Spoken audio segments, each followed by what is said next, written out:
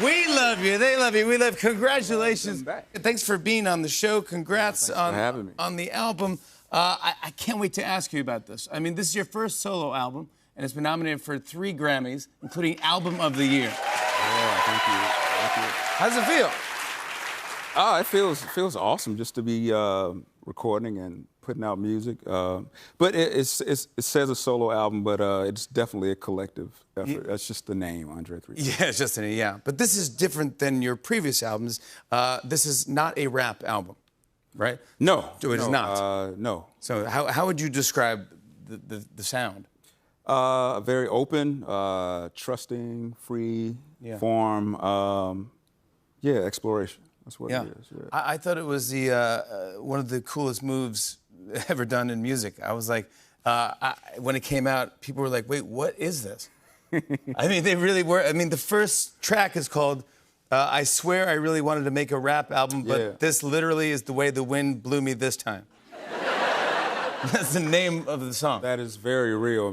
I mean, I know y'all laughing at it, but it's... I know. It is very, very honest, because this whole time I have been, still producing, making beats, and trying to actually do a vocal rap kind of situation, because I'm still a fan of rap, but that wasn't on tap right now, and just happened to be what I was doing at the time. So I was like, I enjoy this. Let me share it.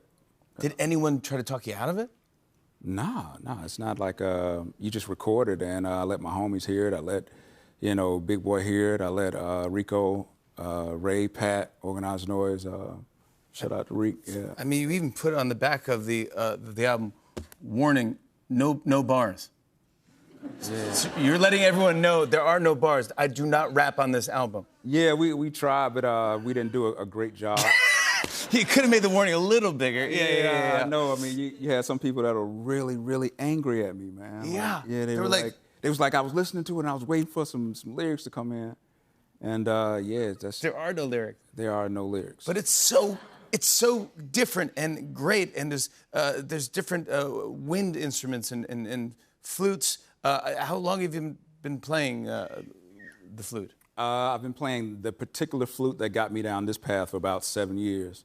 But I've always been into wind instruments, even during Outcast times. You have lessons? I took clarinet when I was in grade school. I'm not good at lessons at all. Like I've took bass clarinet lessons for a little while, and I kind of just picked it up. And a saxophone was the first thing I picked up, and I just had a natural embouchure I could actually play as soon as I picked it up. And I was like, oh, this is fun. And so it was really just exploring it. And then Coltrane got me to playing a clarinet. Clarinet got me to playing a bass clarinet. Then once I hit wood, I never went back to metal. So I think, when I discovered like the Mesoamerican, indigenous flutes, they just rang a little bit truer for me.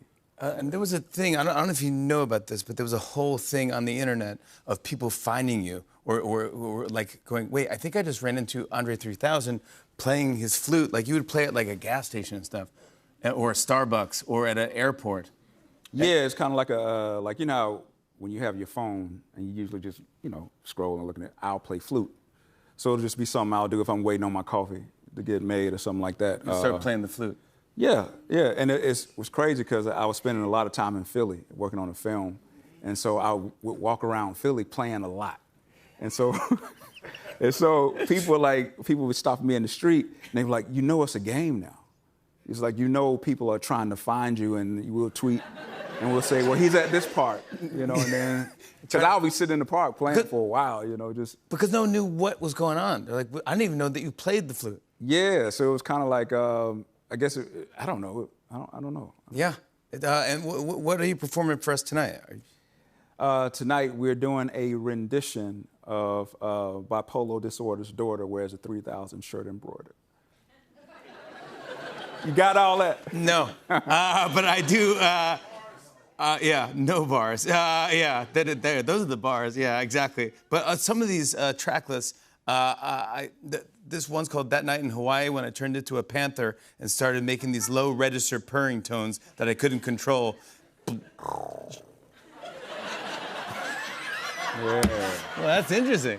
That is, wow.